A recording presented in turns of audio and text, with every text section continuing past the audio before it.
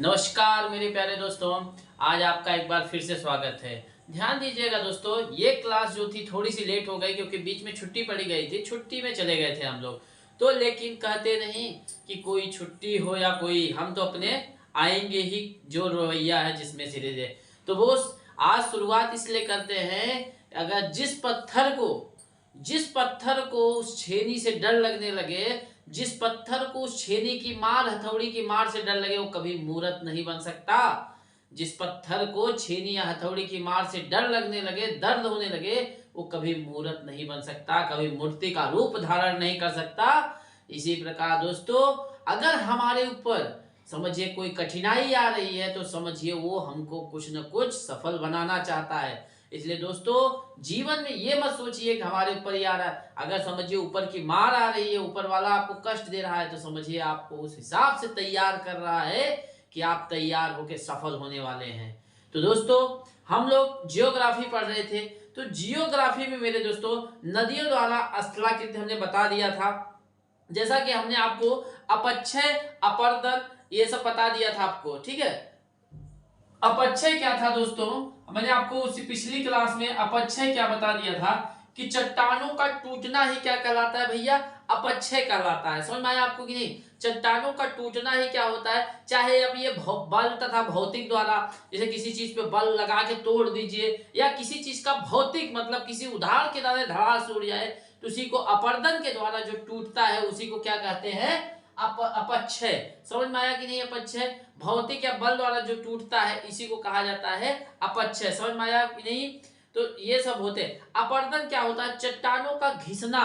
जैसे चट्टान घिसे, जैसे किसी चीज को जैसे कहते नहीं, इसी को धीरे धीरे रगड़ रगड़ के ऐसे घिसिए तो एक दिन ये खत्म हो जाता है। तो किसी चीज का घिस घिस के वो साफ होना, उसी को क्या कहते हैं, अपर्दन। समझ में? अपर्दन, अपक्षय धीरे धीरे हो रहा है। अब निक्षेपण क्या होता है, मैंने पिछली क्लास में इसका विस्तार पूर्वक बता दिया था। निक्षेपण क्या होता है, ये चाहे अपर्दन हो या अपक्षय हो, ले जाके जो जमा कर दे कहीं इकट्ठा करके, उसी को क्या कहा जाता है भैया, निक्षेपण। ले चल, समझ में आया आपको? तो आज हम लोग उद्गम, ये मुहाना हमने आपको सब ये सब बता दिया था। आज हम चलते हैं प्रवणता के बारे में, क्या होता है ग्रेडियंट। प्रवणता के बारे में हम आज बताते हैं आपको। तो मेरे प्यारे दोस्तों देखिए, ध्यान से देखिएगा, आप लोग मेहनत करते रहिए। ऐसे ही हम लोग फिर से आए हैं आपके, समझिए हम लोग देखिए मेन काम आप ही का है। हम क्या करते हैं, कोई भी रेगुलर क्लास आज भी देखिए हम लोग आज ही है, लेकिन आपके लिए हम सदैव आके यहाँ पे तत्पर हुए, ठीक है। तो प्रवणता के बारे में हम लोग देखते हैं क्या होता है प्रवणता। समझ में आया आपको भैया? प्रवणता, ग्रेडियंट इसको बोलते हैं। क्या बोलते हैं भैया? ग्रेडियंट।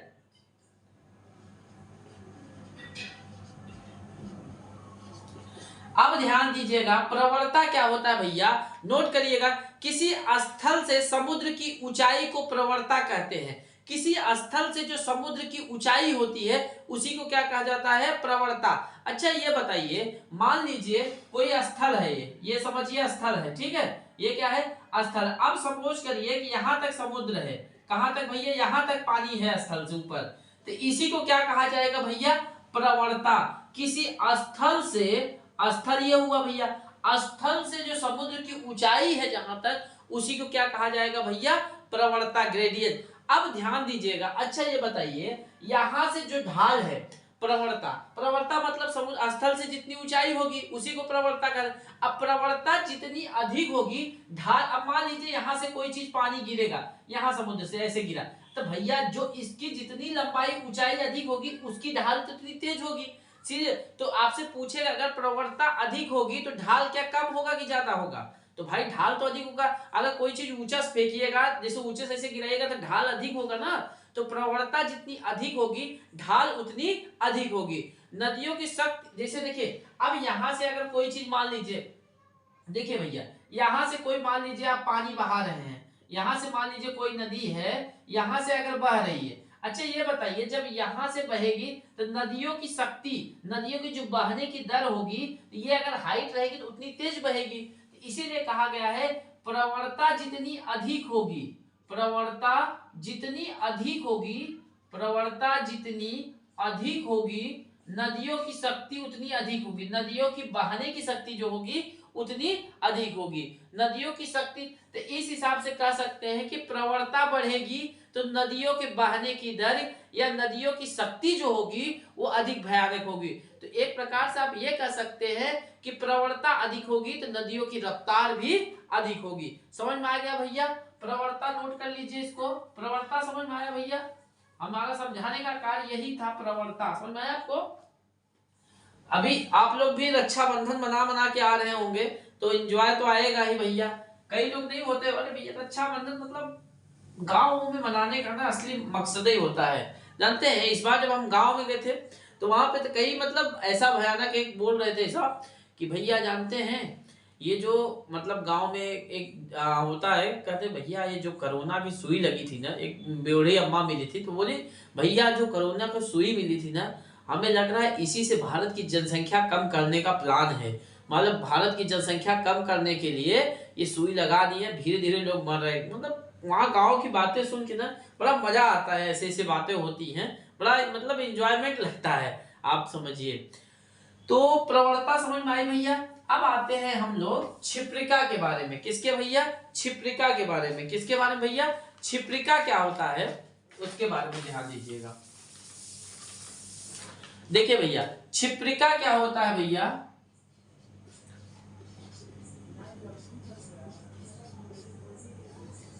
क्षिप्रिका क्या होता है भैया, इसको रैपिड्स बोलते हैं। क्या बोलते हैं भैया? रैपिड्स।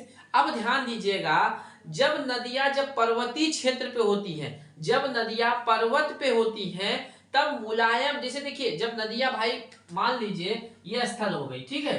अब यहाँ पे जब नदियां रहेंगी, ये समझिए नदी हो गई, ठीक है, ये पूरा नदी। अब यहाँ पे जब पर्वतीय क्षेत्र पे रहेंगी, जब वो रास्ते में से ऐसे बहते हुए मान लीजिए आएंगी, ठीक है। तो अब यहाँ पे क्या होता है भैया, जब मुलायम जो कठोर चट्टान ना हो, जो मुलायम हो, उन चट्टानों को नदियां क्या होती हैं? काट देती हैं। तो उस कारण क्या होता है? उबड़ खाबड़ आकृति का निर्माण होते हैं, जिसे क्षिप्रिका कहते हैं भैया। जैसे देखिए जब यहाँ पे जैसे नदी निकल रही है पहाड़ से, ठीक है। अब यहाँ पे मान लीजिए नदी आपकी निकल रही है, अब यहाँ पे जैसे पानी फ्लो हो रहा है, अब मान लीजिए यहाँ पे बड़ा चट्टान है, ये बड़ा हो गया, ये छोटा हो गया, ये बड़ा हो गया, ये ऐसे ऐसे मान लीजिए ये सब पहले से चट्टान है, ठीक है। आप मान लीजिए अब ये जब नदियां निकलेंगी तो ये देखिए मान लीजिए नदियां मार्ग बदलेंगी नहीं। अब मान लीजिए बड़े चट्टान है, इनसे आके किधर इधर चली जाएगी। अब मान लीजिए यहाँ छोटा चट्टान है, इनको भी हटा लेगी। तो जिस हिसाब से कहा गया कि नदियां जो होती जब पर्वतीय क्षेत्र पे होती हैं, पर्वत पे होती है, तो मुलायम जो चट्टानें होती हैं उनको काट देती हैं। जो मुलायम चट्टान रहेंगे उनको काट के जो आकृति बनती है, किंतु जब ये देखिए जब मुलायम चट्टानों को काट देगी लेकिन कठोर चट्टान को नहीं काट सकती। कहते नहीं, जैसे देखिए गांव कहीं भी भैया कहते नहीं अरे भैया कमजोर है हमारा, सब तो हम ही को करते हैं। और कोई अगर वही मजबूत रहेगा करता रहेगा तो उसके पास कोई नहीं जाएगा। तो सब लोग देखते नहीं, कहते नहीं गरीबी बड़ी बेशर्मी चीज होती है। मतलब सब कुछ होइए लेकिन गरीब मत होइए। तो कहा नहीं कि गरीबी बड़ी मतलब एक हर चीज में समझिए को मारा जाता है। आप कहीं भी रहिएगा, जैसे आप ही को मान लीजिए कहीं भी रहिएगा तो देखिए कहीं कोई चीज आपको जैसे बाजार में ही है, अगर आप जाइएगा मतलब मोल भाव करिएगा आपको बल्कि वो चीजें महंगी मिलेंगी, लेकिन जो अमीर लोग उनको वही चीज सस्ता मिलती है। इसी से उनका लेवल हमेशा समझिए बढ़ता जाता रहता है। वो हर चीज में वो मतलब एडजस्ट करते हैं, लेकिन गरीबी समझिए हर जगह मारे जाते हैं। तो ध्यान दीजिएगा अपने को होना नहीं, क्योंकि ऐसा पढ़ाई करिए कि वो उसका दूरों दूरों से भी नाता न रहे। तो ध्यान दीजिएगा जब नदियां पर्वतीय क्षेत्र पे रहती हैं, जब नदियां पर्वतीय क्षेत्र से निकलती हैं तो मुलायम चट्टानों को काट देती हैं, लेकिन कठोर चट्टानों को नहीं काट पाती हैं। इन्हीं को क्या कहा जाता है भैया? क्षिप्रिका, जिससे ऊबड़ खाबड़ की आकृति निर्माण होती है, जिसे क्या कहा जाता है? क्षिप्रिका कहा जाती है। समझ में आया आपको? तो जैसे देखिए कहते नहीं अपर्दन पहले होता है क्या, जैसे इसमें पहले अपक्षय किया, पहले उसको किया, फिर क्या किया भैया? अपर्दन किया, फिर अपर्दन करके निक्षेपण कर दिया, पहले उसको काट छाट किया, फिर उसको जो निक्षेपण करके फिर जो ले आके अलग जमा कर देते हैं ना। तो लेकिन यहाँ पे क्या होता है, जैसे कहा गया ना पहले कठोर चट्टान को नहीं छुआ, जो मतलब मुलायम चट्टान थे उनको काट के फिर उबड़ खाबड़ स्थिति जो बन जाती उसी को क्या कहा जाता है? क्षिप्रिका कहा जाता है। समझ में आया आपको? क्षिप्रिका समझ में आ गया भैया? जैसे आप रैफ्टिंग देखे हैं कभी, जैसे टीवी वीवी में देखते होंगे कि मतलब वैसा वाटर टाइप बनेगा और एक नाव ले लेंगे, हेलमेट वेलमेट लगा के, उसमें देखा करिए कभी बनते हैं नाव में जाते रहते हैं ऐसे ऐसे करके, मतलब उसमें इसलिए हेलमेट लगाते हैं, कभी मतलब धड़ाक से गिरे तो कपारे फाड़ गया, तो इसीलिए रैफ्टिंग के लिए उसमें हेलमेट वेलमेट लगाया जाता है। तो छिपरिका समझ में आया भैया? कभी भी छिपरिका जब नदियां पर्वतीय क्षेत्र पे होती हैं, जब नदियां पर्वतीय क्षेत्र से निकलती हैं तो मुलायम चट्टानों को आसानी से काट देती हैं, किंतु कठोर चट्टानों को नहीं काट पाती हैं। ले इसी कारण जो आकृति बनती है उन्हीं को क्या कहा जाता है? छिपरिका कहा जाता है। समझ में आ गया भैया? छिपरिका समझ में आया? चलिए, अच्छी बात है भैया, समझते जाइए। आप भी रैपिड रैपिड मत जाइएगा भैया, नहीं तो जीवन है, कहते नहीं कि जीवन जी रहे थे तो चले गए रैपिड करने, कहते नहीं एक आध लोग, जैसे गांव में कहीं चले जाइए, अरे भैया सब अच्छा ही चल रहा था ना, चले थे पेड़ पे चढ़ने के लिए, पेड़ पे जब चढ़ने चलिएगा पता लग गिर गए तो हो गया काम ही।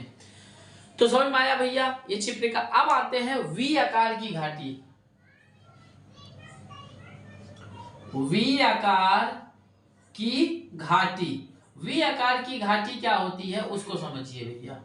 वी आकार की घाटी क्या होती है उसको समझिए। वी शेप्ड वैली, नदियां जब पर्वत के बीच में से निकलती हैं तो वी आकार की घाटी का निर्माण करती है। समझ में आया आपको? जब नदियां जब दो पर्वतों के बीच से निकलती हैं तो उसमें क्या होता है? वी आकार की घाटी निर्माण होता है। मान लीजिए ये देखिए पर्वत हो गया, ठीक है। अब मान लीजिए ऐसा देखिए, ऐसा रहता है कि नहीं भैया? ऐसा निकलता है तो इसमें जो अब यहां से नदियां जो निकलती है ना, ये जो नदियां निकलती हैं इन्हीं को कहा जाता है वी आकार की घाटी। तो वी आकार की घाटी क्या होता है? जब नदियां दो पर्वतों के बीच से, जब नदियां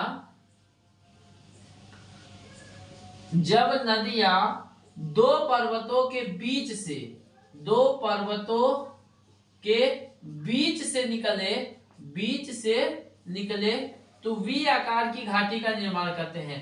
तो जब नदियां दो पर्वतों के बीच से निकले तो वी आकार की घाटी का निर्माण करते हैं। तो इस हिसाब से निकलती है कि नहीं भैया?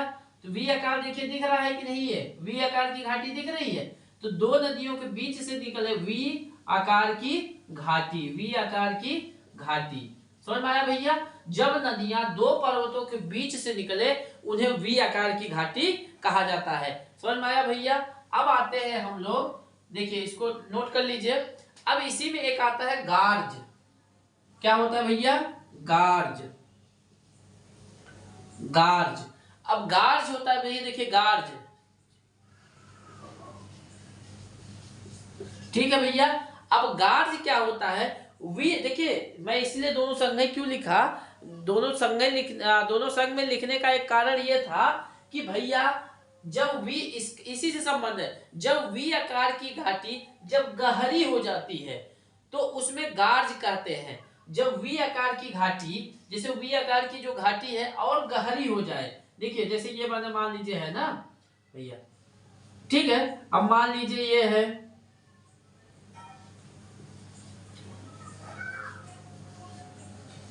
अब वी आकार की घाटी जो है जब गहरी हो जाती है तो उसी को क्या बोलते हैं? गाज कहते हैं। अरे भैया जब वी आकार की सिंधु सब ये जो जानते हैं, जब ये रहेगा ये ले जाके एक जगह जमा करेगा, तो समझ में आया? तो वी सीधा सा बात है, जब वी आकार की घाटी पूछेगा तो बोल दीजिएगा कि जब वी आकार की घाटी जब गहरी हो जाती है तो वो क्या होती है? उसी को क्या कहा जाता है? गार्ज कहा जाता है। समझ में आया भैया? तो वी आकार की घाटी जब गहरी हो जाती है उसी का क्या कहते हैं? गार्ज कहते हैं। जब ये ले जाके देखिए, जब ये काटते हैं पर्वत को, काटते काटते जैसे मान लीजिए कोई नदी प्रवरता छिपरिका होके, छिपरिका समझ में आया? जो मुलायम चट्टानों को छोड़ देती, जो मुलायम चट्टानों उसको काट के ले जाएगी तो कहीं ना कहीं इकट्ठा करती है। पहले हमने आपको बताया कि पहले अपक्षय होगा, फिर अपर्दन होगा, फिर निक्षेपण होता है, तभी तो काट काट के। तो जब उस हिसाब से पहले वी आकार की घाटी बनेगी, जब वी आकार की घाटी और गहरी हो जाए तो उसे क्या कहा जाता है? गार्ज कहा जाता है। समझ में आया आपको? तो जानते हैं एक चीज देखिए, जैसे मान लीजिए आप कहते हैं ना, जैसे देखिए ये पत्थर जो होते हैं, जैसे जब पृथ्वी का निर्माण हुआ है, देखिए आप लोग सोचते होंगे कि जैसे जब पृथ्वी पे मान लीजिए पृथ्वी है ना, अब इसमें सब सोचते होंगे कि यार ये अगर इसके सब पानी है तो ये भस क्यों नहीं जाता ना? तो देखिए ऐसी बात नहीं है भैया। मान लीजिए, देखिए समझिए, जैसे हमारे दिमाग में आता है भैया जब इसमें पानी है ये भास क्यों नहीं आता। सपोज करिए हमने ऐसा पृथ्वी बना दिया ना, ठीक है, ये पृथ्वी का हो गया। अब देखिए पृथ्वी पूरी पानी नहीं है। जैसे यहाँ पे मान लीजिए ये इतना बड़ा पहाड़ हो गया, अब यहाँ पानी है, यहाँ पहाड़ हो गया, ये पहाड़ हो गया, ये पत्थर मतलब पत्थर है ना, ये हुआ, ये हुआ, ये ना। अब देखिए जैसे आपने मान लीजिए घर का बोर कराया, अब यहाँ पे कराया तो यहाँ आया, अब आपको यहीं पे पानी मिल गया, ठीक है। अब यहाँ यहाँ देखिए पत्थर है, यहाँ तो मिलेगा नहीं। अब मान लीजिए यहाँ पे आए, अब यहाँ पे देखिए यहाँ नीचे आना पड़ेगा, समझ में आया आपको। अब यहाँ पे इसीलिए इस पे जो कराता है, हर जगह पानी नहीं, जैसे यहाँ देखिए यहाँ है, समझ में आया आपको। तो इसीलिए कहीं कहीं से गांव के लोगों को जो मालूम होता है कहाँ पे पानी मिलेगा, जहाँ पथरीली जमीन होगी वहां खुदवाएंगे। अब इसको जो खोदिएगा तो कहाँ तक, यहाँ तक खोदना पड़ेगा। अब यहाँ किसी लोग को यहीं तक पानी मिल जाता है। अब यहाँ पे ज्यादा स्पेस रहता है, ये सब पानी आके यहाँ जमा हो जाता है। जहाँ पत्थर जैसे छोटे हैं तो वहां पानी जमा हो जाएगा, इसलिए वहां कहते हैं पानी खत्म ही नहीं हो रहा है, हमारे बोर में बहुत पानी है। तो वहां कहीं कहीं इनको ऐसा मिल जाता है ना। ऐसे ही साफ और गंदा पानी होता है। अब भाई जैसे देखिए आप यहाँ आएंगे, यहाँ जो पानी मिलेगा ये तो यहाँ से जाएगा पूरे कंकड़ पत्थर या बालू की मिट्टी पानी जाएगा, मतलब गंदा पानी। लेकिन वही चीज जब पानी यहाँ देखिए रिश्ते रिश्ते रिश्ते रिश्ते यहाँ पहुंचेगा तो नीचे का पानी क्या होता है, इसीलिए पीने योग्य रहता है। समझ में आया आपको। तो नीचे का पानी और साफ होगा भाई, जिसे जैसे आप वो नहीं करते पानी पीते हैं। देखिए भैया अब इसमें आते हैं हम लोग कैनियन या आई आकार की घाटी। कैनियन या आई आकार की घाटी,